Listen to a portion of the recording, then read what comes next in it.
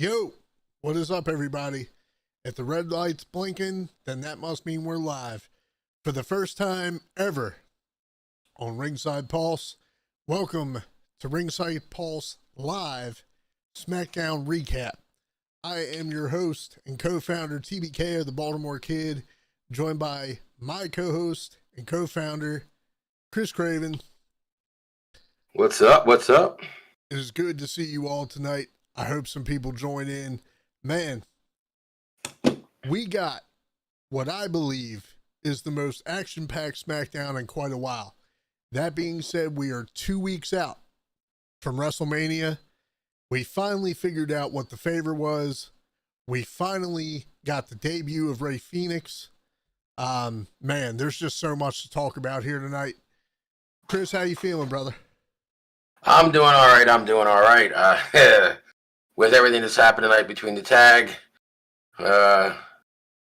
let's see. Jade's jump on Naomi. We got a Charlotte and Tiffy promo that kind of had its drama to it, and then of course the infamous favor. Ooh, yeah, we got a good one. Yeah, we got did. a good one. Yeah, we did. So where do we start? Let's start with, you know what? Since you just mentioned it, let's get that out of the way because I felt like it was kind of a weak point in the show, you know? I'm going to sit here and I'm going to talk about Tiffany and Charlotte Flair. I thought that promo battle that they had, right? You know, I mean, Tiffany at this point, you're champion. You got to show that you're confident. She actually was stumbling a little bit in her promo tonight. And I don't know.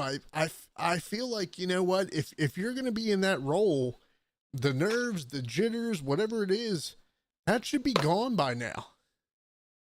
Well, that's kind of where, you know, you and I, it's a good thing that you and I have our, you know, our opinions when we agree, but we also have our differences with we talked earlier about this. It was, while I think that there was moments where Tiffany either stumbled or started to reach, I could not help but pay attention to her struggle. It really did seem like Charlotte, like some of what was going on in there was actually maybe messing with her a little beyond her character, or maybe beyond the script. Like some of the shots were taken really did get to her. And you usually don't see Charlotte, we've never really seen Charlotte buckle under any kind of pressure. So whether it was in a character or out of character, Charlotte showed vulnerability tonight. And I think with the fans basically, as I like to call it, Dominic Mysterio in her with the booze, she kind of didn't get in a constant and continuous back and forth with Tiffany. Which, if you watch the promo, it kind of looks like it was a struggle. It was going,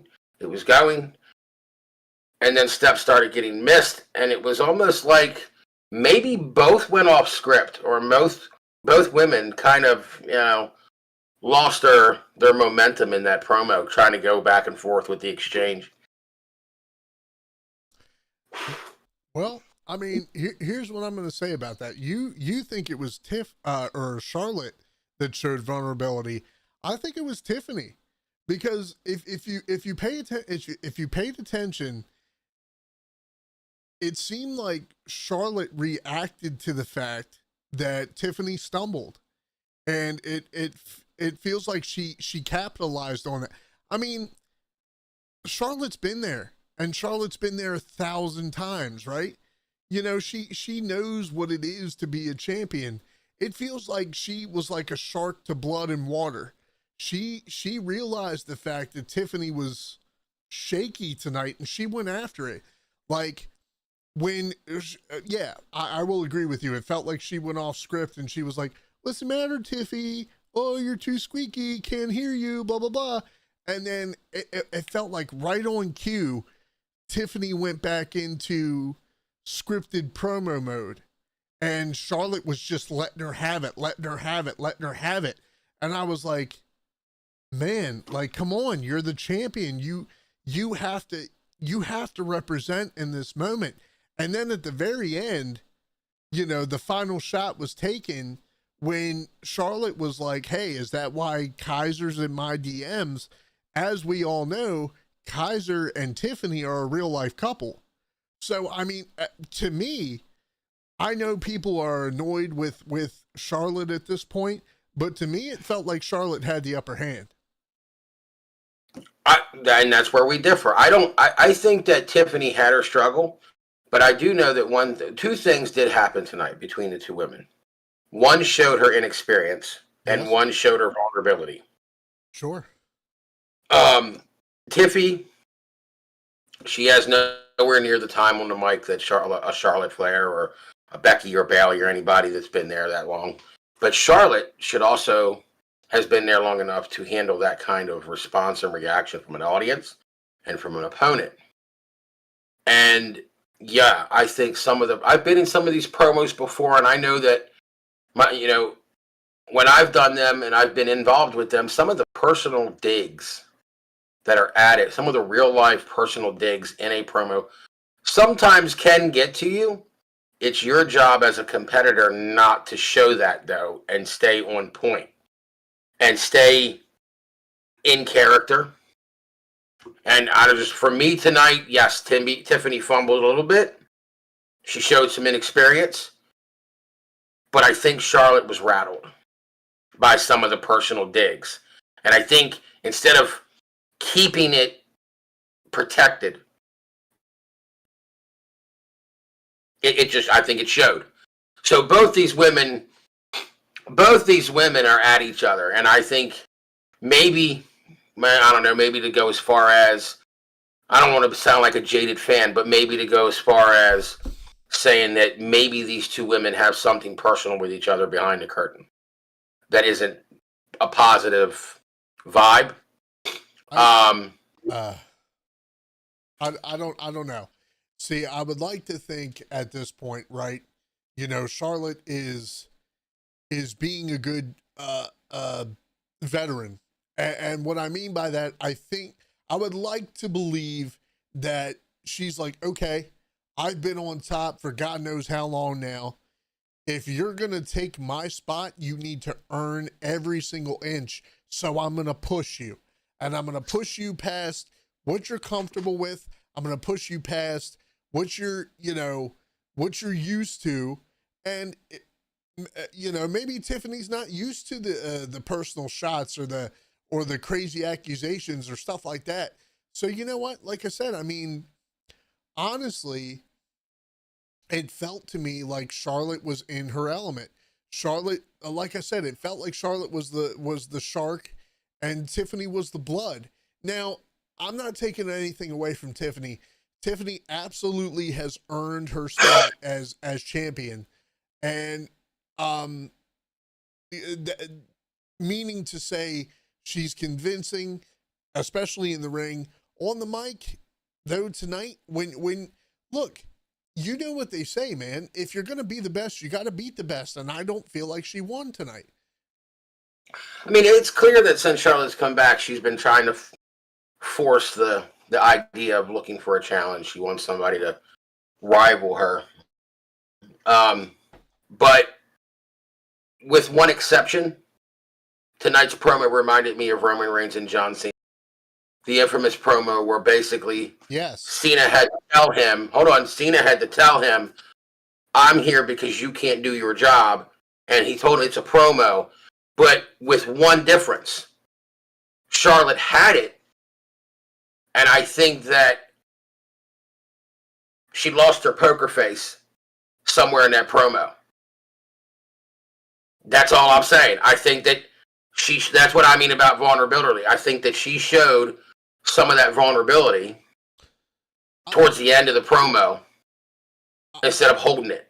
I feel like the most vulnerability. I think I would fully agree with you.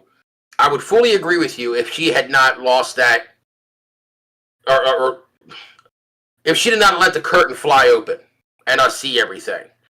I think Charlotte has always been a dominant force on the ring, a dominant force on the mic. She's always shined through dominant with her experience and hell, I'd say even like her father. So for me watching it tonight, I saw towards the end of that promo a different Charlotte than I'm used to seeing. I feel like the vulnerability. Okay, so if you want to mention vulnerability, I feel like the vulnerability that she showed was maybe getting annoyed with the crowd for booing her, and not letting her speak. Like the fans, if anything, they've become more vocal about. That's for damn sure. They've become more vocal about people that they're tired of seeing. They're tired of seeing Bianca Belair. They're tired of seeing Charlotte Flair. But what's crazy about that is nobody's tired of seeing Mommy. Nobody's tired of seeing Rhea Ripley. So I sure ain't. for reasons. But you know, like the crazy thing is like what makes them all different? You know, a lot of people have said ever since Charlotte came in, you're only here because of your last name. Bianca, she started becoming the next John Cena. They started shoving her down people's throats. Rhea had to fight for everything she had. She almost got fired. You know, like it's to the point now where the crowd is letting Charlotte know, we don't care if you're a Flair. You don't deserve all these opportunities just because you're a Flair. No, and it was definitely good for the audience to poke at that because it's right. I mean, she's always been compared to her father, but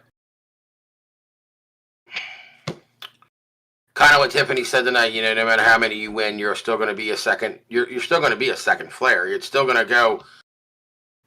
It's a difference from Cody, right? It's like, or another second generational wrestler or third generational wrestler where it was like, oh, you're just such and such's kid. Yeah. You know, Charlotte seems like she's still holding that chip. Right. She should have let it. She could have let that go a long time ago. But she's holding that. She still holds that chip. Which is why, you know, I like the fact that Charlotte tried to turn it around, which is, you know, she was like, you think you're the only person who's ever compared me to my father, blah, blah, blah. Which, yeah, that's relevant. But still, as you just said, she's always going to get that comparison. Just like, you know, I mean, I won't say that you're doomed because being now you'll understand when I get to the point here. Having the last name Flair is never going to fucking hurt you in the wrestling business. Just like having the last name Rhodes is never going to hurt you in the wrestling business. But, you know, a lot of people are starting to get to the point to where it's like, okay, you come from these families. You come from the Harts, the Rhodes, the Flairs, the I can never get Anna Wise, the Samoans. I can never get that shit right. But you come from the, you know, the Rocks family, the Romans family. Like, all these people are getting these opportunities, and it seems like the only reason that they're getting these opportunities is because of their namesake.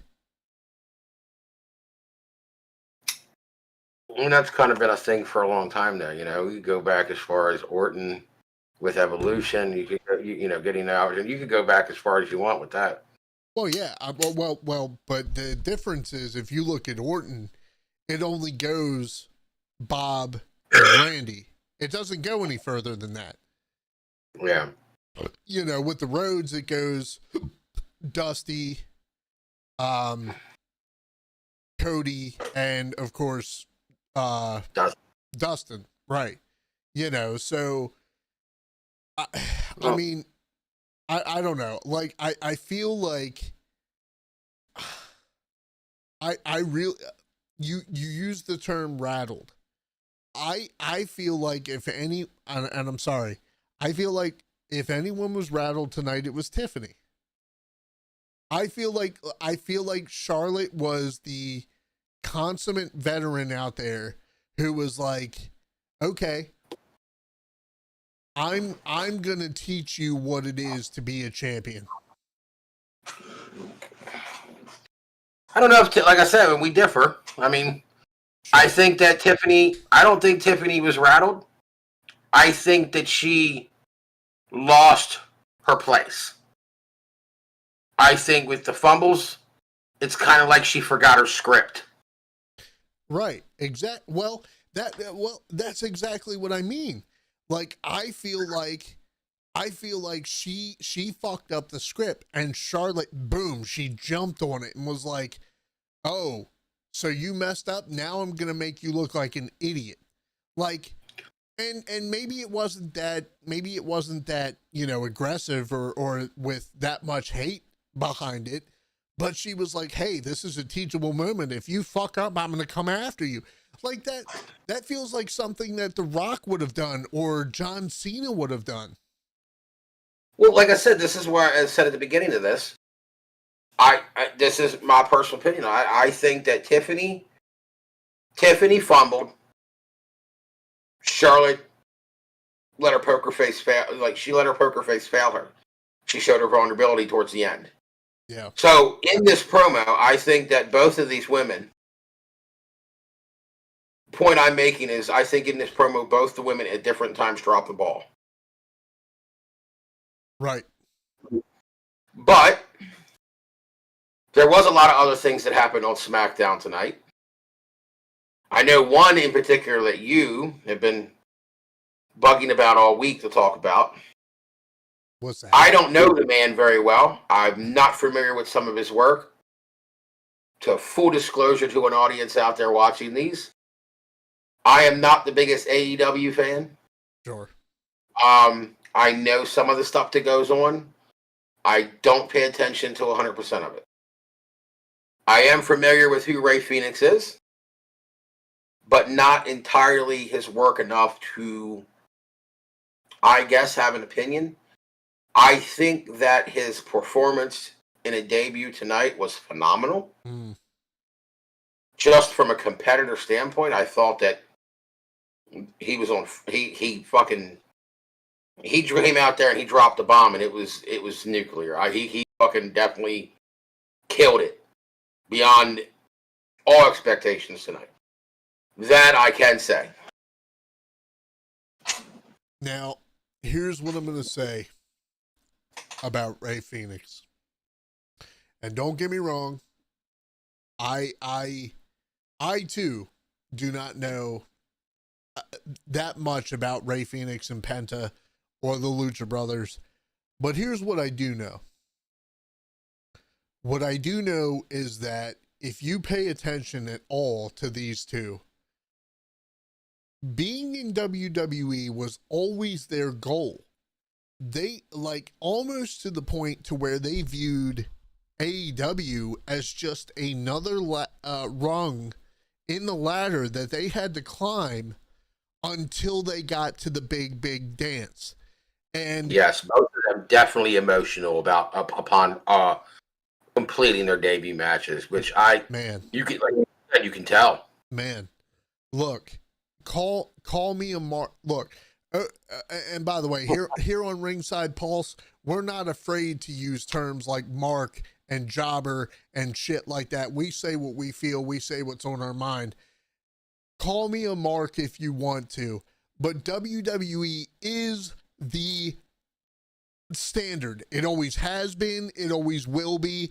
And having guys coming from a company that let's be honest, you can't say they're neck and neck, but competition, okay? Having guys coming from companies like this, being emotional, coming to this company and breaking down in fucking tears after their debut match is over with, okay? Knowing these guys know that this is the pinnacle. This is where they want to be. This is where they've always wanted to be. Okay? Now, I will say that I felt like Ray Phoenix was going 1,000 miles an hour. Like like if that's the only nerves that were shown tonight, that was it. It felt like he was all over the place. But hey, the fact of the matter is, him and Nathan Frazier put on an absolute banger. The fact of the matter is that him and Penta have been received well by this WWE audience. The fact of the matter is that Ray Phoenix and Penta Cero Miedo, if they are used correctly, are the future of luchador wrestling in WWE. Agreed. Now, I hate to say this, but I'm not familiar. I know who Nathan Frazier is. I was impressed. I was impressed to see him go with a lucha talent like Ray Phoenix. I kind of feels like the match was too fast. It was not unsatisfying. Like, before you knew it, it was. Well, I want more. It was too. It was too quick. Let me get some more of this.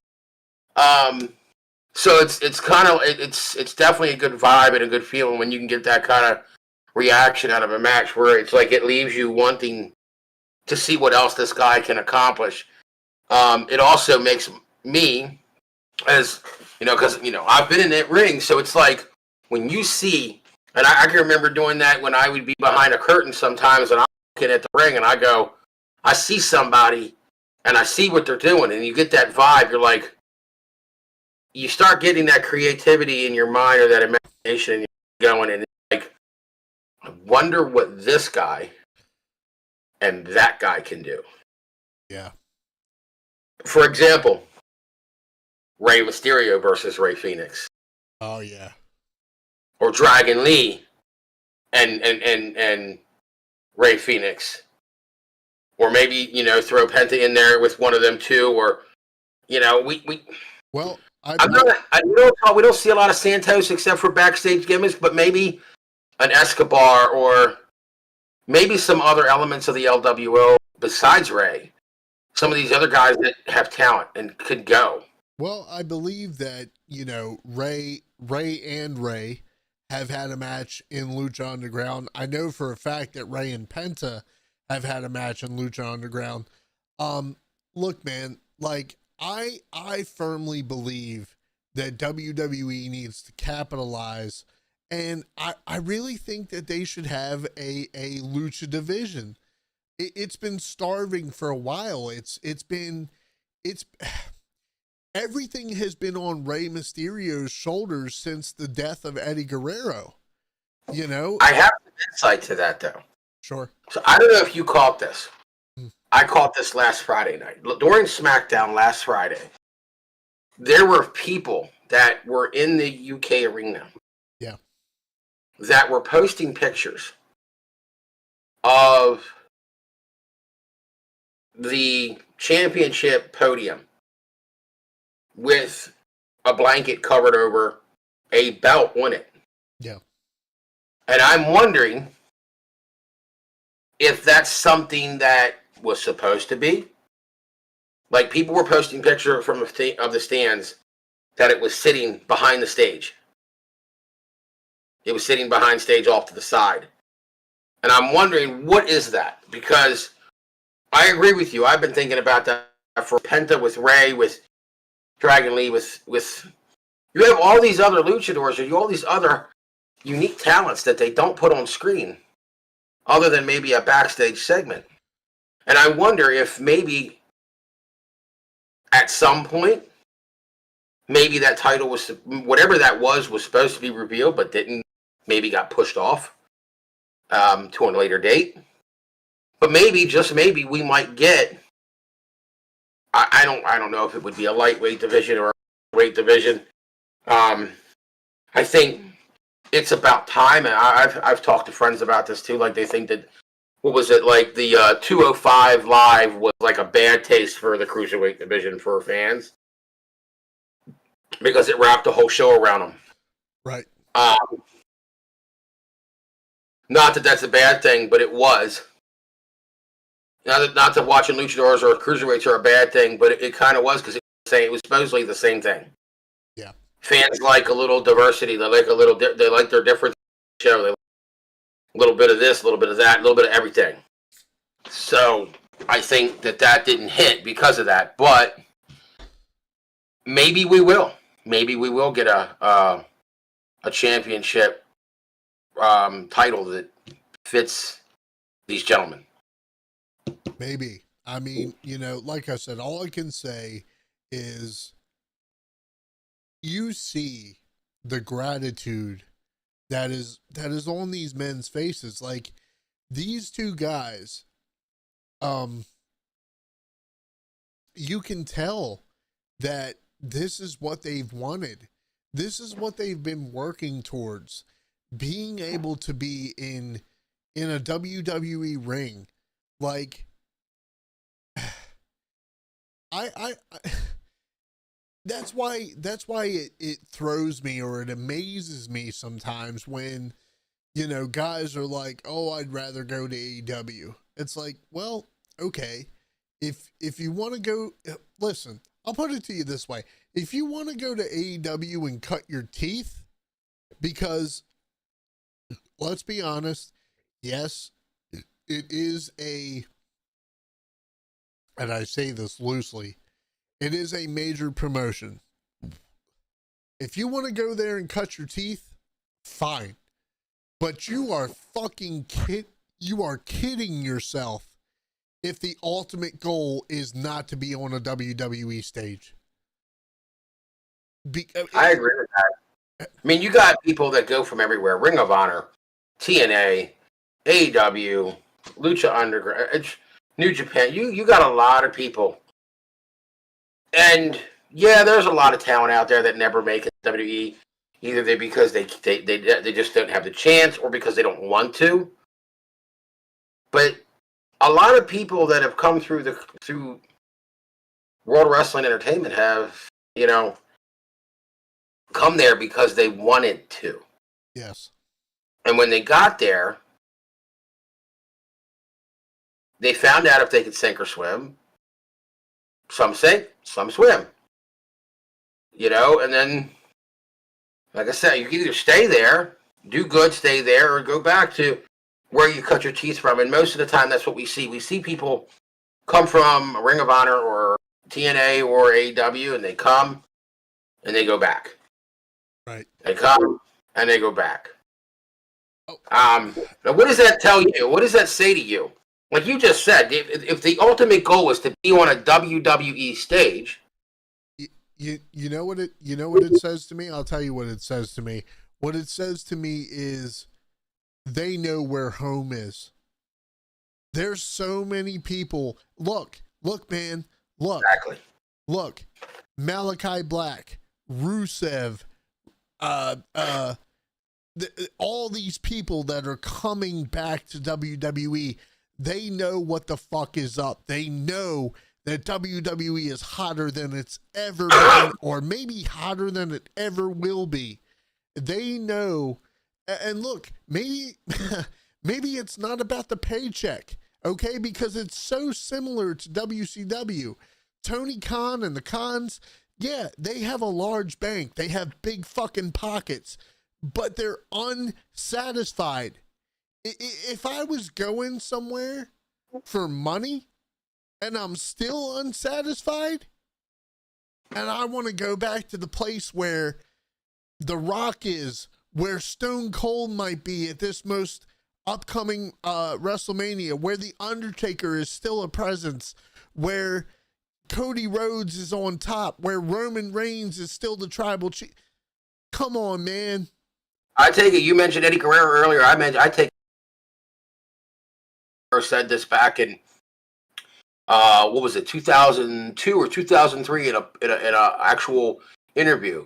He flat out said he was making all the money in the world in WCW. Yeah.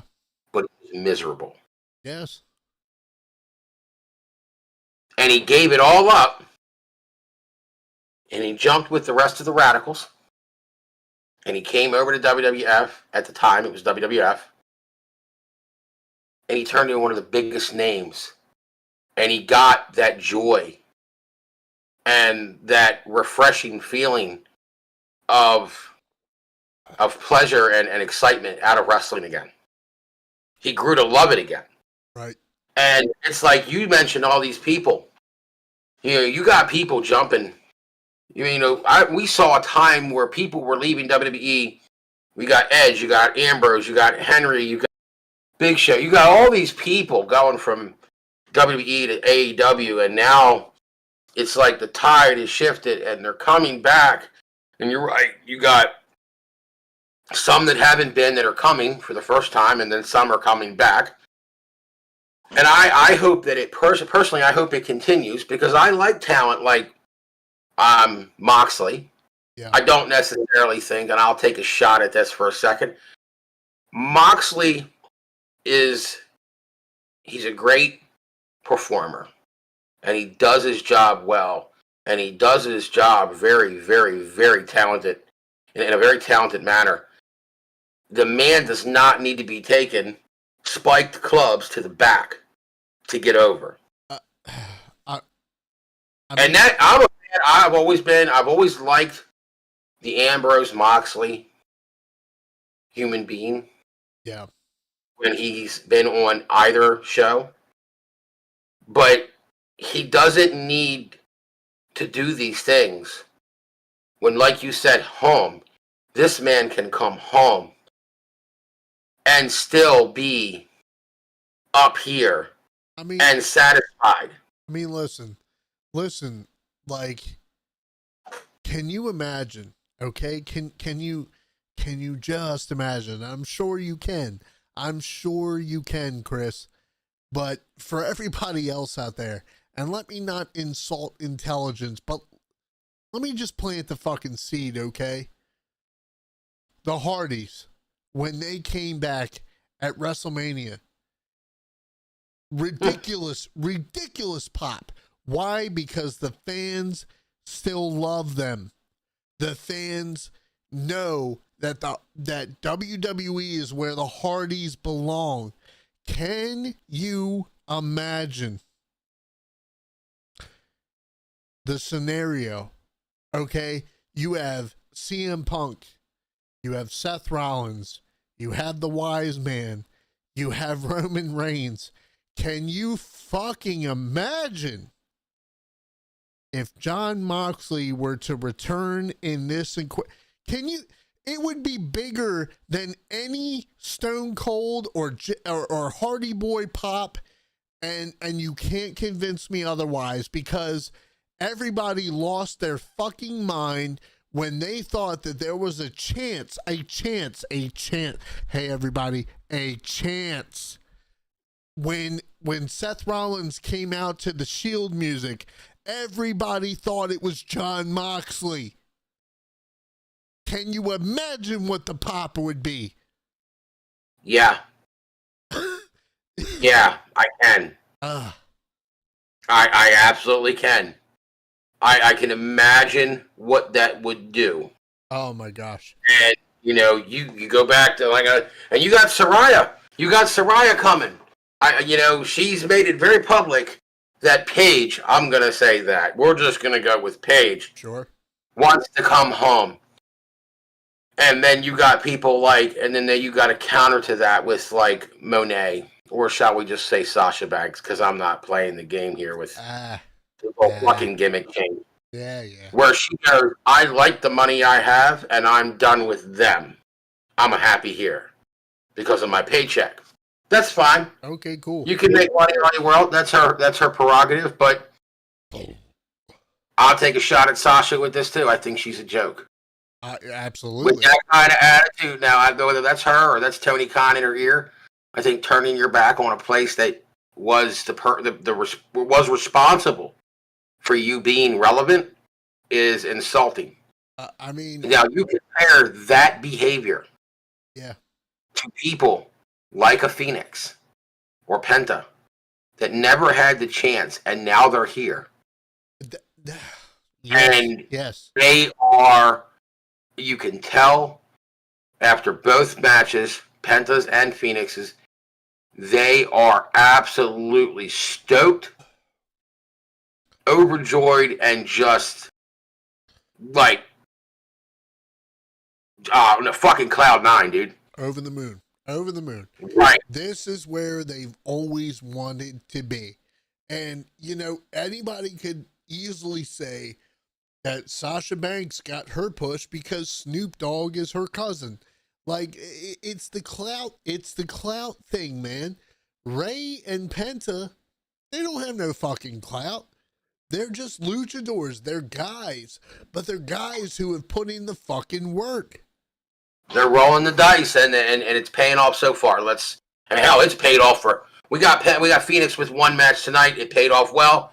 Penta, he's rolling the dice every week. It's working well for him. Mm-hmm. So, you know, bravo to those two gentlemen. But, you know, we can sit here and talk about cruiserweights all night. We still got a couple other topics we have to talk about, such as, and I don't know if you want to run through them quickly because they weren't really the luster parts of the show. You got Naomi and Jade. You got Machine Guns against DIY. And you got a couple backstage segments, but you got one in-ring segment, which is I'd like to go next if you don't mind. Sure. The Kevin Owens, I Gotta Go speech. Yes, sir. I'm gonna let We you sense a little bit of take the reins. Yes, go ahead. Do we sense a little bit of reality to this? Nope. And realness, or do we sense a little skepticism to this? Big time work. Big time work. Look, I think that it is KO playing his part. He doesn't want to take the punt. He wants to get the one over on Randy Orton. You know, no, absolutely not. Do I believe that this match is just going to be tossed out? No, not at all.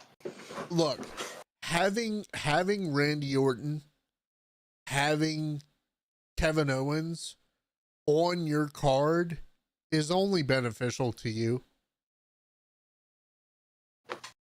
I think that storyline with that, and we can't dive into it a lot because we know what this has been. It's Orton wanting his payback, Kevin Owens dodging. It's been this for weeks. That's what I'm saying. I think that this is the ultimate dodge. He's trying, like you said, he's trying to get out of Dodge. He's trying to escape that punt. I think that even if this goes all the way up till match time, to the point where this match is supposed to happen on the night, I think we're going to get a swerve and Kevin's is going to try something and it's going to turn into one hell of a fucking fight. Absolutely. No, I agree 100%. Ox, what's good, my brother? Good to see you. Hey, make sure to leave some comments, man. Join in the conversation. Give us something to riff off of. But, you know, yes, absolutely, dude. Like, you know, it's funny because my fiance, and some of you may know her, some of you may not. She's a huge wrestling fan. She's also part of this show. She's just kind of doing crowd control tonight. She's the moderator in the chat. But, you know, she hit me up and was like, hey, I told you that this match was being scrapped. And I'm like, no, stop it. I'm like, come on, you're smarter than that. This is a work. There's no, look, you know, the only thing that Kevin Owens didn't do was come out in a fucking neck brace. It's a work. It has to and emotional. Right. You can see this. We've seen this a bunch of times. People that kind of come in and call it quits or hang the boots up for, even if it's temporary, and they do a public announcement like as such. There's always more real raw emotion. Yeah. Kevin Owens just looked like he was just bored. I mean, well, while he was out there telling you. here's the thing. I didn't buy it, and the crowd didn't buy it either. They like, okay. And clearly Orton didn't And either. yeah, right. And clearly Randy didn't either. But here's the difference, right? So when Roman Reigns came out and announced that he had to go, or he had to surrender whatever the fuck because of his of his oh shit, was it Lou Gehrig's? What is it? What does he have? Somebody help me. Roman? Leukemia. Sorry, leukemia. And he came out and said, "Hey, this isn't Roman. This is Joe." You know, like everybody was kind of like, "Oh shit," you know, like he just dropped his real name. Like, holy fuck. Um, eh, the crowd was not buying this neck surgery bullshit. We still have 2 weeks to go before WrestleMania. Okay. I'm giving it, you know, KO comes out in a neck brace and attacks Roman, Jesus Christ, I'm sorry. Not Roman. Come on, Tiffany, you're fumbling. I am fumbling, you're right. Attacks attacks Randy. Holy shit. Attacks Randy before this is all said and done. Because like I said, having KO and having Randy Orton on your WrestleMania card, it doesn't hurt you at all. Hold on. It's more important to have that. Don't worry, we won't hold it against you. There's a lot that happened tonight. Wait a minute. 1 second. I have to bring this up. Ox, if you can hear me, brother.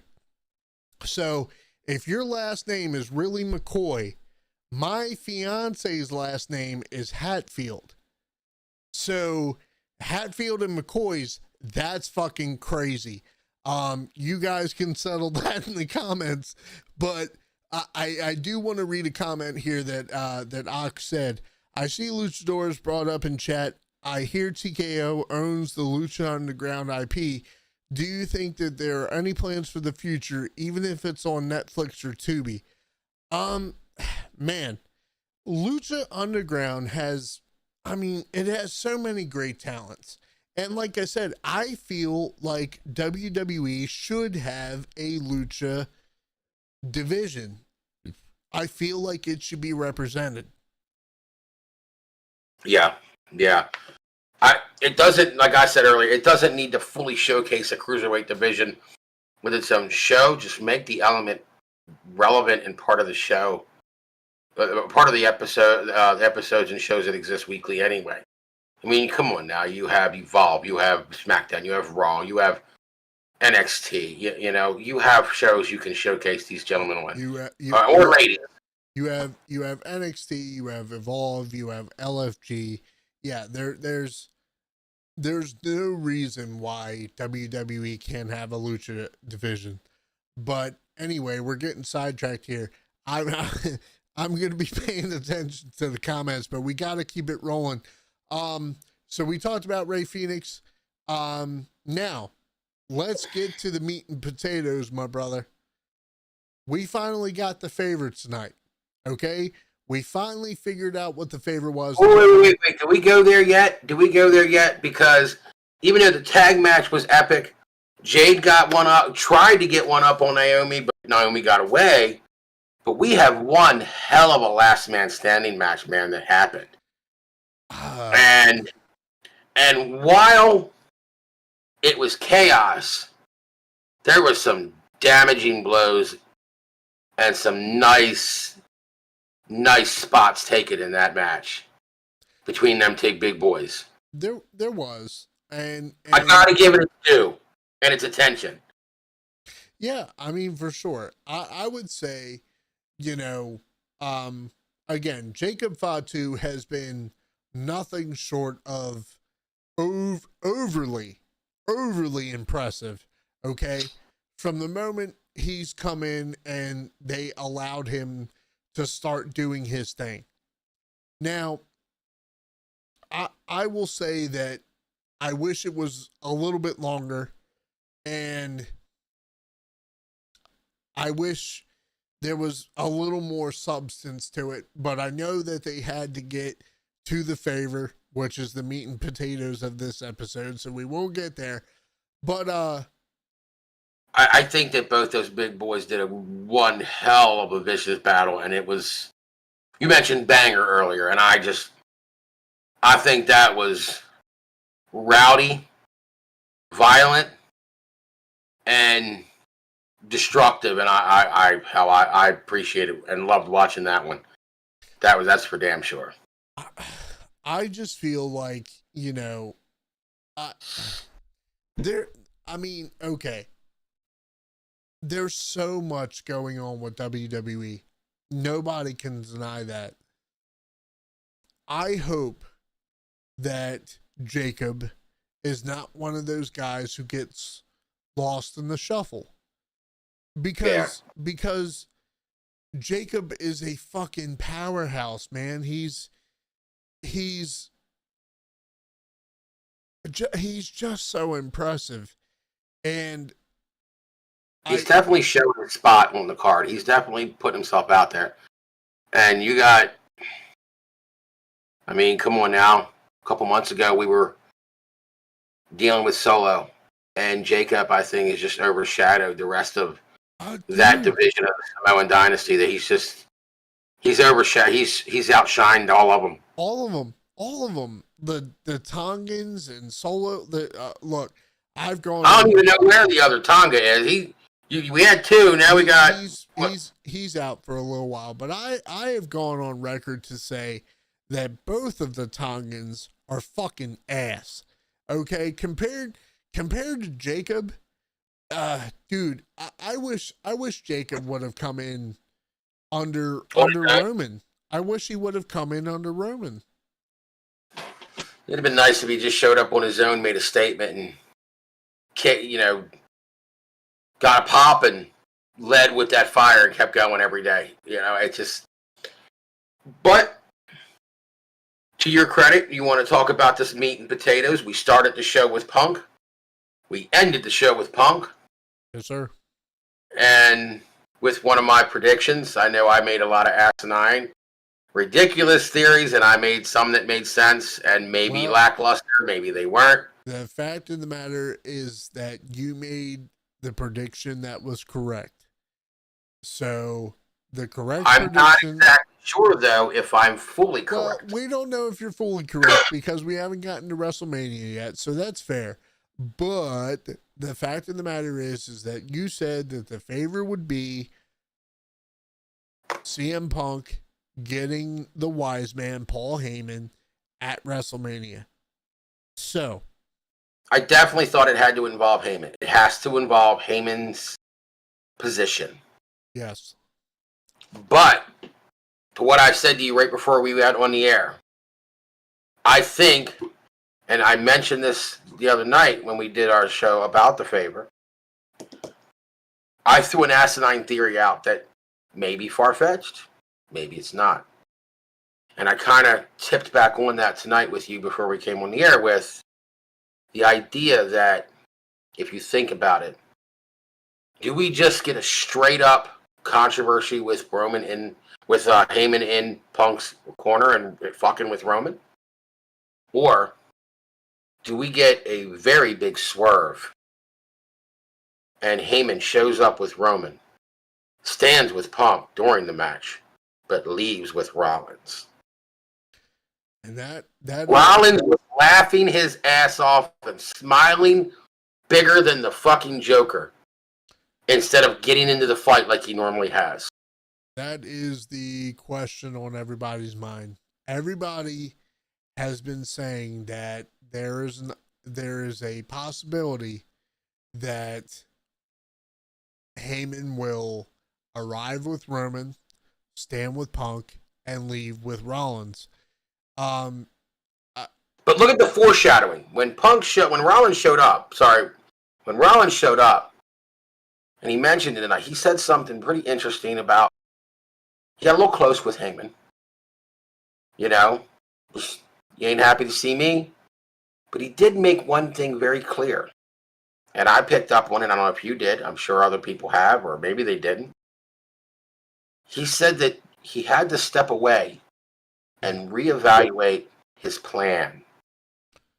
Right. Now, we know Seth, through the entire time he's been there, what's his original side name? What is his original, the original first ever title that has been put on his name? The Architect. Architect, right. He is always the guy with the plan. Chat, give me 1 sec. I'll be right back. Chris, keep him going. He's always the guy with the plan. Now, for any people that are here or people that watch this, comment, please, because I know that there's a lot of people out there that have an appreciation for Rollins, some that may not. But Rollins is one guy that always shows up with a plan. And if in any case he does fail, he, like he said tonight, he adapts and he comes back with the tools he needs to overcome and to get through it.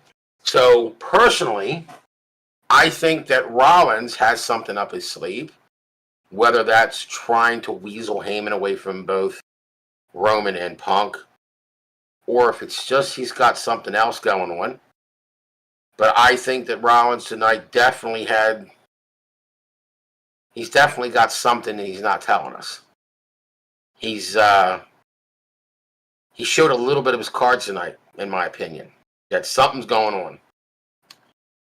And maybe my theories are out there, maybe they're not, maybe they're not. I truly do believe that the triple threat match between these three gentlemen with Heyman, I don't know, it seems like an episode of the divorce court. Who's going to wind up with fucking child? Who's going to wind up with custody of Heyman? Like, I mean, like I said, Rollins is laughing and smiling in the air and getting in the fight. Maybe he's got something up his sleeve. He knows something. Roman is being his normal self, trying to control the scenario and what goes on with Heyman. Heyman refused, regretfully apologized, and I can't do that. I have to honor my word. I have to honor my promise. Punk just gleamed. Oh man, the look on Punk's face was famous. And you see Punk drop Roman. Heyman's off to the side, getting upset and emotional about it, and Rollins is just standing there cracking the fuck up. Absolutely. I mean, like we've said before, you have, at this point, you have to be patient. Okay? You have to see how everything plays out, because anything could happen. And that wrestling chick says it would be crazy if Moxley does come back, Shield reunion, and Paul leaves with them. I don't know. I mean, obviously Moxley is not out of his contract or even close to out of his contract. I think at this point, AEW, if I were AEW, I would do everything I could to secure Moxley for years to come, because you don't want WWE to have that Shield reunion. If you're not a mark like Tony Khan, then you want to do everything you can to prevent that from happening. But I mean, look, man, again, we're so close. We are 2 weeks away from WrestleMania. Anything could happen at this point. The next couple episodes, the go home episodes, are going to be are going to be pivotal in all this. I hope that we start putting some caps on things. We start getting some realization to things. Because we're right here. We're right here. We can't be any closer. So I've said it before, Paul Levesque and whoever's working with him behind the scenes not to say it, but like The Rock's catchphrase is, "If you smell what I'm cooking." But right now, Paul Levesque, Triple H, is doing all the cooking, and we got a little smell coming from the kitchen. We got a little more. We got a little more, and right now it's smelling real good, and I'm ready to sit at the table and eat. I'm ready to get a nice, healthy plate of what's being served up for Mania, and I'm ready to go for this. I know we got a couple weeks, but we've said it before. I'll say it again. Triple H is definitely cooking, and it's looking good, and it's smelling good. That's for damn sure. Absolutely, man. Well, I think that's about it for us here tonight. Hey guys, if you've enjoyed what you've heard, make sure to hit that like button, hit that subscribe button, hit that bell, turn on all post notifications so that you never miss what we've got going on. Look, we're going to do our best to keep you guys updated, give you our thoughts and opinions as we get closer to the biggest event in wrestling, that is WrestleMania.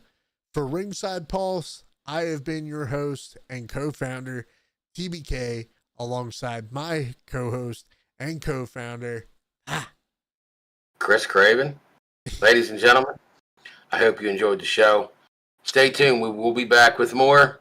Mania season's gearing up, and what to expect to come? What do we expect to come over the next 2 weeks? We shall see. Stay tuned. Ringside Pulse.